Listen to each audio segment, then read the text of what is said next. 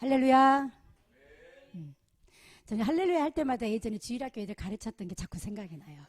할렐루야 그럼 애들이 아멘 아멘 하고, 제가 아멘 아멘 하면 애들이 할렐루야 이랬던 그 시절이, 저는 솔직히 그때가 가장 행복했어요 사실은.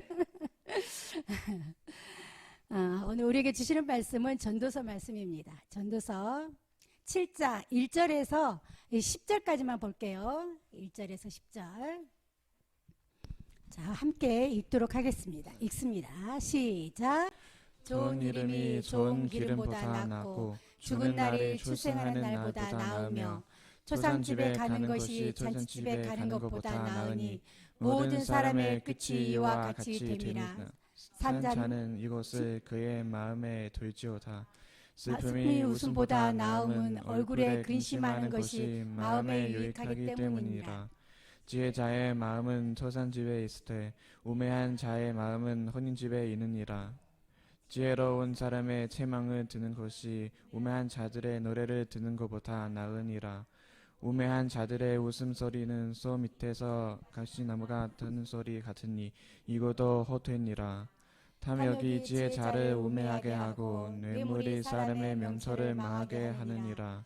일의 끝이 시자보다 낫고 참는 마음이 교만한 마음보다 나으니 급한 마음으로 너를 바라지 말라. 너는 우매한 자들의 품에 머무름이니라. 옛날이 오늘보다 나은 것이 오짐이냐 하지 말라. 이렇게 묻는 것은 지혜가 아니니라. 아멘. 오늘 말씀의 주제는 아름다운 이름이 보배로운 기름보다 낫다라는 말씀으로 함께 은혜를 나누도록 하겠습니다. 이런 말이 있죠. 호랑이는 죽어서 가죽을 남기고 사람은 죽어서 이름을 남긴다라는 말이 있어요. 그만큼 어떤 명성에 대한 사람들의 욕망은 크겠죠. 그런데 이제 그 명성에 대한 욕망이 어떻게 이루어지느냐, 이게 악한 자의 이름으로 남겨지느냐, 선한 자의 이름으로 남겨지느냐는 참 중요한 것 같습니다.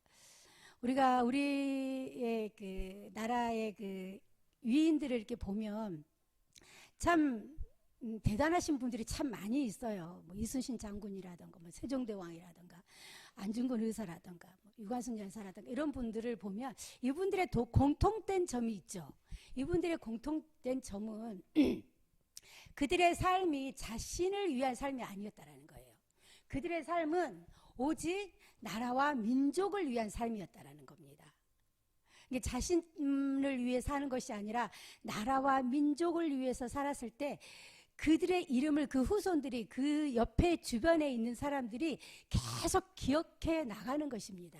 본인이 의도를 해서 하는 것이 아니라 그렇게 살았더니 주변에 있는 많은 사람들이 그 사람의 이름을 빛내고 있다라는 것을 우리는 알 수 있습니다. 오늘의 이제 전도서 말씀에도 보면 솔로몬이 그렇게 이야기를 하고 있어요. 1절에서 보면 그렇게 말씀을 하고 있죠. 좋은 이름이 좋은 기름보다 낫고 죽은 날이 출생하는 날보다 나음에라고 기록을 하고 있습니다. 좋은 이름이 좋은 기름보다 낫다라고 이야기를 하고 있어요. 자, 여기에서 말하는 좋은 기름은 어떤 것을 말을 하냐면, 여기에서 말하는 보배로운 기름이란 감람나무 열매에서 추출되는 값비싼 향유 기름을 이야기를 하고 있습니다. 이 당시에 이 값비싼 이 향유는 정말 말 그대로 값이 비싼 향유였어요. 그래서 특별한 날만 사용했던 것입니다. 뭐 혼인잔치라든가 귀한 손님이 오셨다라든가, 그리고 실제로 이런 것들은 뭐 미용이라든가 의약품으로도 그 당시에 많이 사용을 했다라고 해요. 근데 솔로몬은 이렇게 귀한 향기보다도 더 아름답고 풍성한 향기를 내는 것이 바로 아름다운 이름이다라고 말씀을 하고 있는 것입니다. 그렇다면 솔로몬이 말하는 아름다운 이름이라는 것이 무엇을 말을 하고 있는 것일까? 그것은 바로 의로운 삶을 통해서 얻게 되는 것을 말을 하는 거예요. 그러니까 내가 의로운 삶을 살았을 때 내 주변에 있는 사람들이 평판을 그렇게 하는 겁니다. 내가 의도하는 것이 아니지만 내가 그런 삶을 살았더니 주변에 있는 많은 사람들이 저 사람은 정말 의로운 사람이다라고 평을 한다라는 거예요. 우리가 성도로서의 삶을 살았더니 주변에 있는 많은 사람들이 저 사람은 정말 하나님을 믿는 믿음의 사람인 것 같아, 믿음의 사람이야 라고 평을 하는 거. 이것이 바로 값비싼 향기보다 낫다라고 이야기를 하고 있는 것입니다. 이러한 사실은 욥기 18장 19절에서 악인들의 운명을 묘사하는 말씀에서도 나타나는데요. 그의 이름이 거리에서 전함이 없을 것이며 라고 기록이 되어져 있는데, 이 말의 반대는 그 의인들의 이름은 지속적으로 사람들이 증거하게 될 거라는 거예요. 악인들의 이름은 거리에서 나타날 일이 없겠지만 의인들의 이름은 계속해서 지속적으로 증거하게 될 것이다라는 것을 말씀을 하고 있는 것입니다. 그러나 대다수 사람들은 사실은 이런 것들에 대해서 사실은 그렇게 별로 중요하게 여기지 않아요. 대다수 사람들은 내가 하나님 앞에 어떤 사람으로 비춰지는가는 그렇게 중요하게 생각하지 않습니다. 단지 대다수 사람들은 하나님이 나를 어떻게 생각할 것인가가 아니고 세상이 나를 어떻게 평가할 것인가를 더 의식을 많이 하죠. 그래서 세상 사람들이 보기에 좋은 것들을 하죠. 그게 잘못된 것이라는 걸 알면서도 세상 사람들은 잘못된다라는 것을 알면서도 세상 사람들이 옳다라고 하면 그게 옳다라고 말을 하고, 하나님 앞에서 그게 악한 행동임에도 불구하고 그들은 그런 거에 대해서는 별로 대수롭지 않게 생각을 합니다. 자신의 어떤 잘못된 생각이나 인격이나 행동을 바꾸려고 노력을 하지 않아요.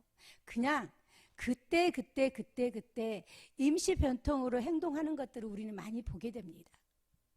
그래서 상대방이 나를 어떻게 생각할까? 상대방이 나를 어떻게 그런 쪽에 우리는 혹시나 더 마음을 더 많이 두고 살아가지는 않는가. 그러나 의로운 삶을 살던 과거 아름다운 믿음의 사람들은요, 거룩한 하나님의 사람들의 이름은 지금도 우리의 가슴 속에 많이 남아있죠. 그리고 정말 그들이 우리에게 주는 그 감동은요, 정말 우리가 그들의 이름만 들어도 전율을 느낄 정도로 정말 그런 거룩한 삶을 사는 많은 사람들이 있습니다. 그들의 이름이 바로 값비싼 향유보다 낫다라고 이야기를 하고 있는 것입니다.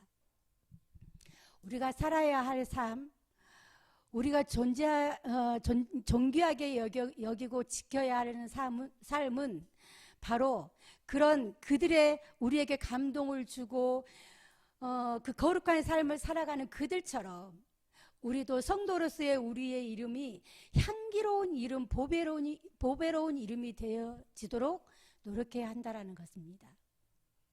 고린도후서 2장 15절에서 16절에 이렇게 기록하고 있습니다. 우리는 구원 얻은 자들에게나 망하는 자들에게나 하나님 앞에서나 그리스도의 향기니 이 사람에게는 사망으로 쫓아 사망에 이르는 냄새요, 저 사람에게는 생명으로 쫓아 생명에 이르는 냄새라. 누가 이것을 감당하리요? 라고 기록이 되어져 있습니다. 이 말씀은 즉 사망을 쫓아 사망에 이르는 냄새는 악취가 나겠지만, 생명을 쫓아 생명에 이르게 하는 냄새는 바로 향기로운 냄새가 난다라는 것을 말씀을 하고 있는 거죠.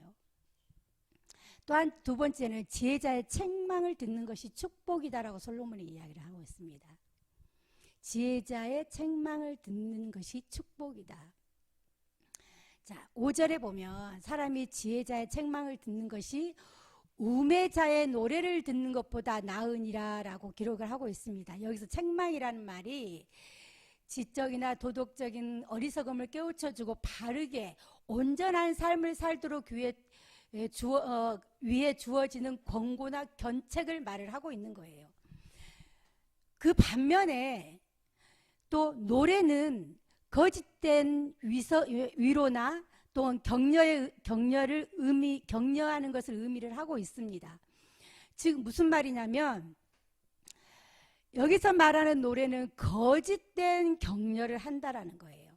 거짓된 위로를 하게 하고 그 사람들로 하여금 우쭐대게 하고 교만하게 만들어버리고 결국은 그들을 폐역에 빠지게 한다라는 것을 이야기를 하는 것입니다. 사람들은요, 자기에게 하는 말이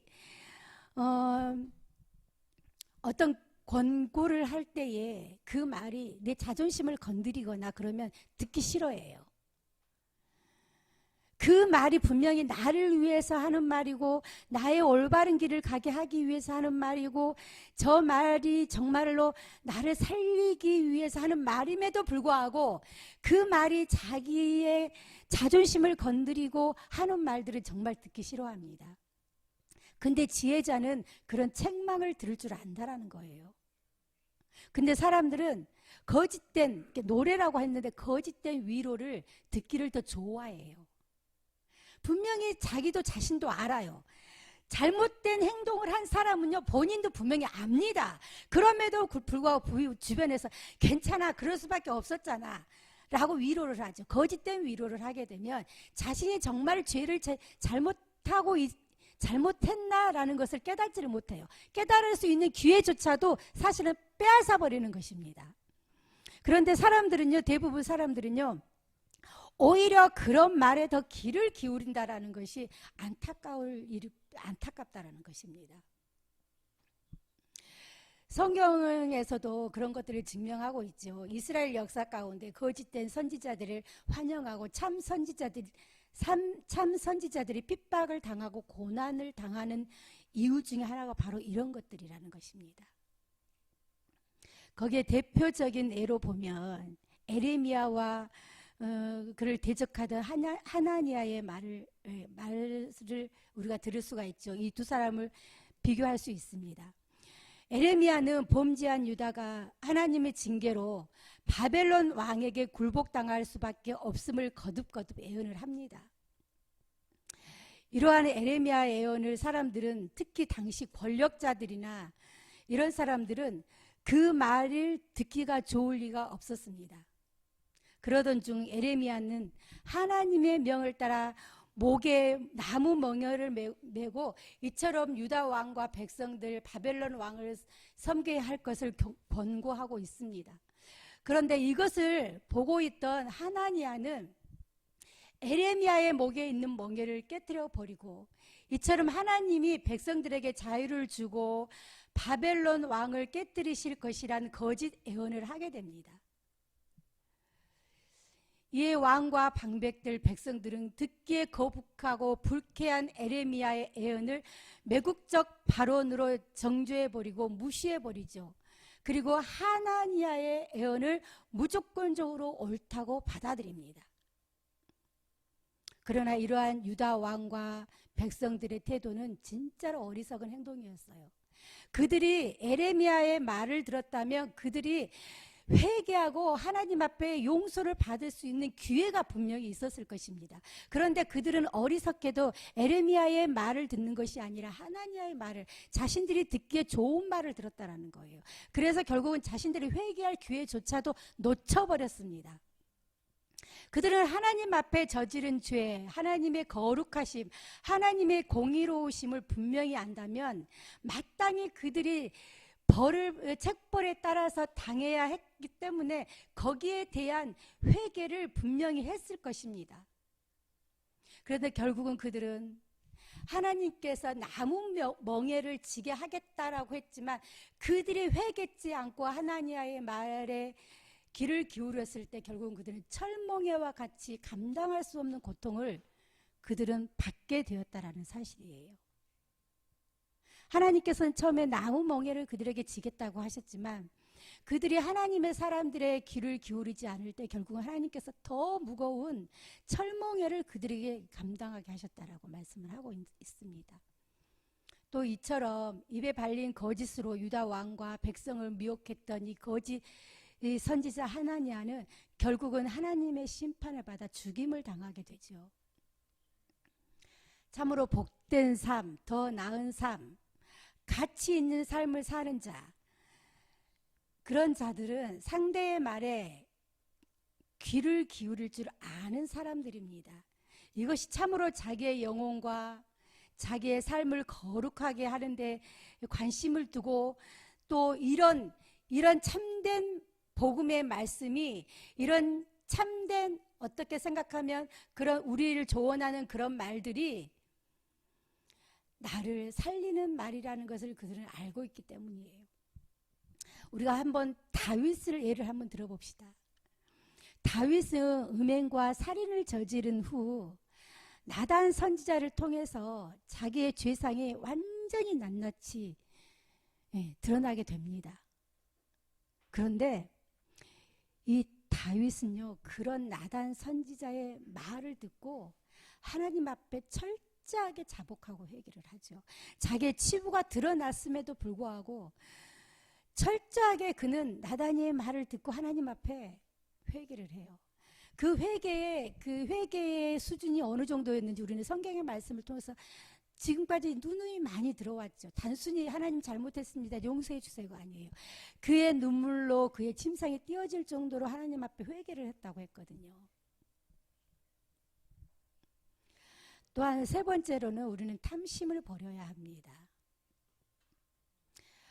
솔로몬은 아무리 지혜로운 자, 명철한 자, 진실하면 성실한 자라도 탐심으로부터 자유하지 못함을 우리에게 보여주는 대표적인 인물입니다.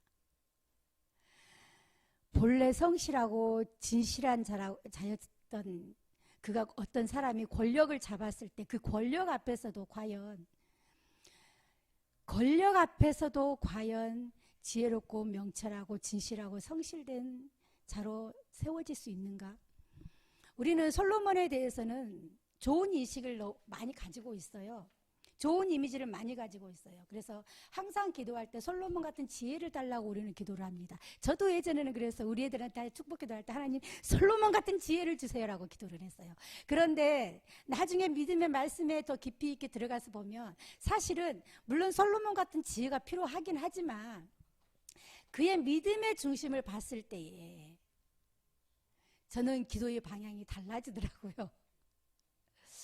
솔로몬은 우리가 너무나도 잘 알고 있어요. 그는 다윗 아버지를 통해서 정말 믿음의 교육이 정말 잘 되어졌을 것입니다. 그리고 아버지가 이룬 업적이나 아버지를 통해서 하나님께서 일하심을 그는 많이 옆에서 보고 자랐을 거라는 거예요. 그리고 그는 하나님 앞에서도 나는 어린아이와 같다라고 아주 겸손한 모습을 보였던 인물 중에 한 사람이 바로 이 솔로몬이에요. 하나님 앞에 마음을 다하여서 정말 그 하나님 앞에 그 천번의 번제를 드렸던 자가 바로 이 솔로몬이라는 겁니다. 그런데 이랬던 솔로몬이 이렇게 하나님 앞에 정말 많은 축복을 받고 정말 그가 받은 축복은 우리가 지금도 헤아릴 수 없을 만큼 많은 그 축복을 받았던 이 솔로몬이 왜 나중에는 우상을 섬기게 되고 이렇게 되어버렸을까요? 그는 많은 나라들을 이렇게 정복하면서 정략적인 결혼을 많이 했죠. 그래서 그에게 부인이 몇 명이었는지 아십니까? 아마 솔로몬이 자기 부인이 이름도 다 몰랐을 것 같아요. 한 1000명 정도 되는 것 같아요. 아마 그는 자기의 부인의 이름도 다 몰랐을 것입니다. 결혼을 해서 동맹으로 정식으로 결혼한 사람이 700명 정도가 되고 후궁이 한 300명 정도가 됐다고 하니까요. 그런데 문제는 사실 여기서부터 문제죠. 여기서부터 문제예요. 이 여인들이 솔로몬과 결혼한 이 여인들이 이방 나라 국가 여인들이었다라는 것입니다. 이들이 들어오면서 자신의 나라의 신들을 가지고 들어왔다라는 거예요. 그리고 그 자신의 나라의 신들을 조금씩 거기에서 솔로몬에게 조금씩 자신도 모르게 스며들게 아마 했을 것입니다. 여러분들은 모르겠지만 이런 말이 있죠. 어른들은 압니다. 베개짜리 송사라고. 그렇죠? 그러므로 인해서 자기 명성이 커짐에 따라 점점 육적 방탕의 길로 접어들었고 신앙적 범죄까지도 서슴지 않고 저지르게 되었습니다. 또 백성들은 오랜 노역으로 고통스럽게까지 하였다라는 것을 우리는 말씀을 통해서 알 수 있습니다. 솔로몬이 이러한 일을 저지르는 것은 그가 다른 사람보다도 악해서가 아닙니다. 가장 큰 문제는 그가 스스로 삼가거나 제어하지 못했다라는 거예요. 삼가해야 될 것을 스스로 삼가하고 제어해야 될 것을 스스로 제어하지 못했다라는 것입니다. 탐심과 허탄한 생각들, 허탄한 유혹들, 이런 것들이 불길처럼 일어날 때에 그것들을 스스로 제어하지 못했다라는 것입니다. 이처럼 집권 초기에는 지혜로우며 경건했던 솔로몬이 이처럼 타락의 구덩이에 빠져든 일은 죄의 유혹이 얼마나 강한지를 우리에게 보여주고 있습니다. 솔로몬 같은 사람들도 죄의 유혹에 빠질 수 있다는 것을 우리에게 말을 해주고 있다는 것입니다. 자기 스스로 삼가하고 근신하는 노력이 얼마나 절실한 것인지 우리에게 말해주고 있다는 사실입니다.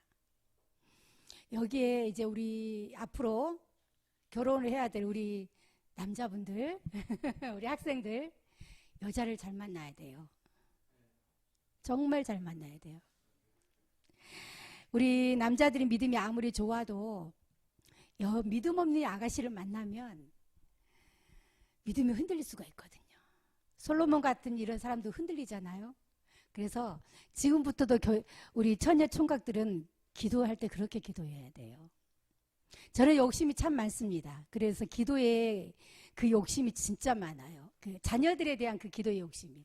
그래서 하나님 앞에 늘 그렇게 이야기합니다. 하나님, 만남의 축복을 주세요라고 기도를 하는데 어떻게 하냐면요, 지혜롭고 총명하며 하나님 앞에 신실하고 새벽 예배를 드리면서 남편과 자녀를 사랑과 지혜로 잘 양육하고 하나님 보시기에 아름다운 여인으로 주님 허락하여 주시옵소서. 그리고 우리 아이가 봤을 때도 그 여인이 마음이 흡족히 들만한 여인으로 주님 만남의 축복을 허락하여 주시옵소서. 미소가 아름답고 말하는 언어가 아름다운 여인을 만나게 하여 주시옵소서. 내가 이런 말하면 우리 아이들 하는 말이 그래요. 엄마, 그런 여인은 세상에 없어. 그런데 분명히 하나님께서 우리의 기도가 이루어지게 하실 것을 믿습니다. 그러므로 여러분, 우리를 범죄케 하는 죄의 유혹이 얼마나 강하며 그것이 우리를 얼마나 큰 악행으로 이끄는지를 직시해야 된다는 사실입니다. 또 우리 자신들이 얼마나 쉽게 죄에 넘어질 수 있는지에 대해서 확고히 인식해야 합니다. 그래서 날마다 깨어 있어야 된다고 이야기를 하는 거예요. 목사님들이 늘 그렇잖아요. 날마다 깨어 있어라, 깨어 있어라, 깨어서 기도하라 하는 말씀이 다 이유가 있어요. 죄의 유혹이 정말 강하기 때문에 깨어 있지 않으면 우리는 금방 그 유혹에 넘어가게 된다는 사실입니다. 그것은 어린아이들 뿐만이 아니에요. 그것은 어른들도 마찬가지라는 거예요. 어른들도 깨어있지 않으면요, 우리는 금방 죄의 유혹에 넘어갈 수밖에 없습니다. 또한 네 번째로는 과거에 얽매인 삶은 어리석은 자라는 것을 솔로몬은 우리에게 말씀을 하고 있습니다. 10절에 보면 솔로몬은 과거에 얽매는 사는 삶은 지혜가 아닌 것, 곧 어리석다라고 말을 하고 있어요. 과거는 저도 가끔씩 옛날 일들을 추억을 해요. 가끔씩 조금 힘이 들고 좀 그럴 때는 그렇지, 우리 그땐 그랬어, 친구들하고 그랬어 라고 이야기를 해요. 그리고 조금 신앙적으로 조금 약간 주춤했을 때는 그래, 예전에는 내가 그러던 말이야 이랬는데 다시 그때 신앙으로 회복해야지 라고 좋은 에너지를 줄 수도 있는 것이 솔직히 지나온 과거죠.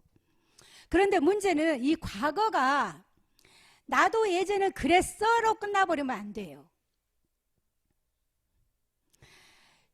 신앙에 우리가 믿음 생활할 때 우리는 365일 성령 충만해 있을 수는 없어요. 사실은 때로는 육신이 피곤하고 지치면 영적으로도 많이 다운되는 것은 사실이에요. 그런데 나도 예전에는 그렇게 했어.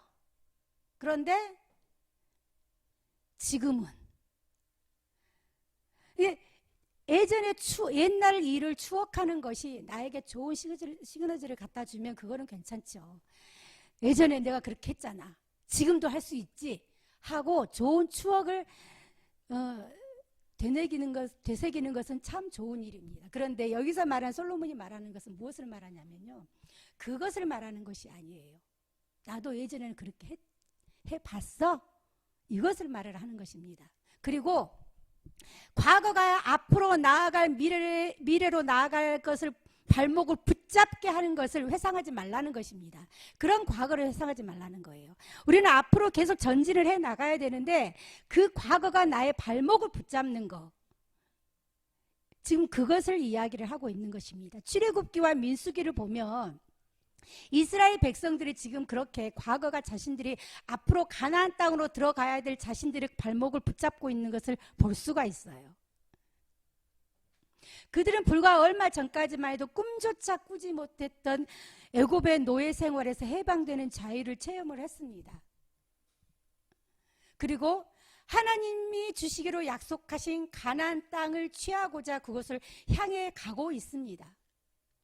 물론 광야 생활이 결코 쉬운 생활은 아니었어요. 고되고 힘든 생활입니다. 그런데 그들에게 하나님께서 분명한 꿈과 미래를 주셨잖아요. 가나안 땅이라는 약속을 주셨잖아요. 젖과 꿀이 흐르는 땅을 주셨잖아요. 그럼에도 불구하고 이스라엘 백성들은 끊임없이 과거를 그리워하고 현재를 불평불만하고 있었다라는 것입니다. 그리고 끊임없이 모세에게 그 불평불만을 이야기를 하고 있었다라는 거예요. 그런데 한번 생각해 봅시다. 그들의 애굽 생활이 어땠나요? 이스라엘 백성들의 애굽 생활이 어떤 생활이었나요? 물론 광야 생활이 고통스럽고 힘든 생활인 건 사실이에요. 그러나 그들이 애굽 생활을 한번 보면 그들이 애굽에서 편하게 살았나요? 아니에요. 노예 생활이었어요. 그 노예 생활은요, 사람 취급을 받지 못한 생활이었다라는 거예요. 그리고 그들은 어땠나요? 그 애굽 생활을 했을 때 자신의 아이들까지도, 자신들이 낳은 아들들까지도 강물에 빠뜨려야 죽여야 되는 그런 삶을 살았다라는 거예요. 그런 애굽 생활을 지금 광야길이 조금 힘들고 어렵다고 해서 그리워하고 있어요. 그리고 앞으로 나아가야 되는 하나님께서 약속하신 그 젖과 꿀이 흐르는 가나안 땅으로 앞으로 전진해 가야 되는데 그들은 그 짐승만도 못한 취급을 받고 자신의 아들들까지도 다 죽임을 당했던 그 애굽 생활을 그리워하며 하나님 앞에서 지금 불평불만을 하고 있다라는 것을 말씀을 하고 있는 것입니다. 얼마나 어리석습니까? 과거가 우리의 현재와 우리의 미래를 발목을 잡아서는 안 돼요. 하나님께서 우리에게 주신 사역의 길이 각자에게 분명히 있습니다. 하나님께서는요, 풀 한 포기도 거저 이 땅에 주시지 않았어요. 큰 자는 큰 자대로, 작은 자는 작은 자대로 우리에게 분명히 사역을, 하나님께서 우리에게 분명히 그 사역을 주셨습니다. 그 사역의 길을 가다 보면은요, 광야 같은 어려운 길에 처할 수도 있어요. 그 광야에서 겪는 어려운 것들을 처할 수도 분명히 있습니다. 가슴 아픈 일을 당할 수도 있고요. 생명의 위협을 받을 수도 있고요. 좌절도 할 수 있고요. 어떠한 일을 겪을 수도 있습니다. 그런데 하나님께서는 이 광야에서 이스라엘 백성들을 그냥 두셨나요? 때에 따라서 먹이시고 입히셨어요. 풍부하게 풍성하게 주셨어요. 먹고 남을 정도로. 저는 예전에도 이런 말을 몇 번 했습니다. 하나님께서는 우리를 위해서 아주 우리가 상상할 수 없을 만큼 큰 것을 준비해 주셨죠. 근데 우리는 늘 조그마한 꼬챙이 하나를 가지고 푹 찔러서 거기에 묻어나온 거 하나에 만족을 하고 살아간다는 거예요. 그리고 그걸 주시면 하나님 감사해요 하고 좋아하다가 그것마저도 푹 찔러서 안 나오면 아우 하나님 내 기도 안 들어주시네 라고 이야기를 한다는 거예요. 하나님께서는 우리에게 더 많은 것을 준비를 해주셨습니다. 앞으로 하나님께서 우리 각자 여기 있는 사람들에게 더 많은 일들을 맡겨주실 것입니다. 그럴 때에 여러분들이 가는 그 길이, 나의 과거가 여러분들이 가는 그 사역의 길을 발목을 잡는 일이 없도록 오늘 이 말씀을 기억하시기를 바랍니다. 사랑하는 성도 여러분, 말씀을 맺겠습니다. 우리 교인들이 제가 설교할 때 가장 좋아합니다. 왠지 아십니까? 설교가 짧기 때문에. 말씀을 맺도록 하겠습니다. 우리의 이름이 보배로운 기름보다 나으며 지혜로운 자의 말에 귀를 귀를 기울이고 탐심을 버려야 하며 지나버린 과거에 얽매이지 않고 하나님께서 우리에게 맡겨주신 사역의 길을 인내하며 가는 것입니다. 우리를 통해 예수 그리스도의 거룩하심이 나타나고 그분의 사랑이 드러날 때 그분을 통해 우리의 이름이 더욱 향기롭고 보배로워질 것입니다. 여러분들의 각자의 이름이 값비싼 향유보다도 더 보배로운 이름이 되기를 원하신다면 하나님께서 하시는 주의 종의 입술을 통해서 하시는 그 말씀을 잘 붙잡고 탐심을 버리고 과거에 얽매이지 말고 사역의 길을 가다가 조금 어렵고 힘들어도 그 길을 잘 걸어갈 때에 그리고 여러분들의 삶 속에서 야, 믿음의 사람이구나. 정말 저 사람은 믿음의 사람이야.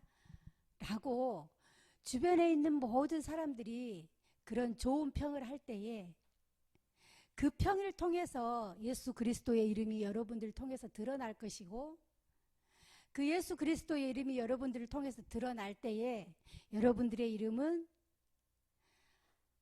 하나님 나라의 생명책에 기록이 된다라는 거예요. 그리고 여러분들이 했던 그 모든 행동 하나하나 모든 것들은 하나님께서 일일이 다 기록하시고 여러분들을 그 값비싼 향유보다도 더 보배로운 이름으로 남게 해 주실 것입니다. 기도하겠습니다.